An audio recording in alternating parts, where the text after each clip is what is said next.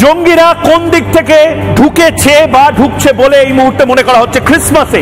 ঢাকা থেকে নির্দিষ্ট আমাদের কাছে নির্দিষ্ট সূত্রের খবর ঢাকা থেকে করমজল বলে একটি জায়গা একটি টুরিস্ট স্পট সেখানে জঙ্গিরা যায় বা যাচ্ছে এবং সেখান থেকে গোসাবাতে নৌকার মাধ্যমে তারা আসছে এবং আসার সম্ভাবনা রয়েছে অবিলম্বে যদি এখানে সিকিউরিটি না বাড়ানো হয় ভয়ঙ্কর অবস্থা হবে গোসাবা বা সুন্দরবন হয়ে কলকাতা দিল্লি বেঙ্গালুরুতে পৌঁছাচ্ছে তারা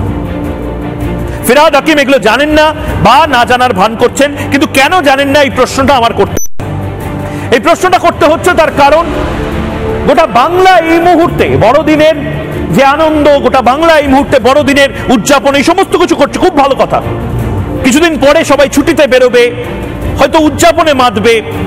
কেউ সমুদ্রে যাবে কেউ দার্জিলিং এ যাবে কেউ কাঞ্চনজঙ্ঘা দেখতে যাবে কেউ কাশ্মীরে যাবে এই সমস্ত কিছুর মাধ্যমে আমরা নিজেরা বিশ্বাস করানোর চেষ্টা করব যে আমরা ভালো আছি বিশ্বাস করুন আমরা ভালো থাকতে পারি কিন্তু সুরক্ষিত নেই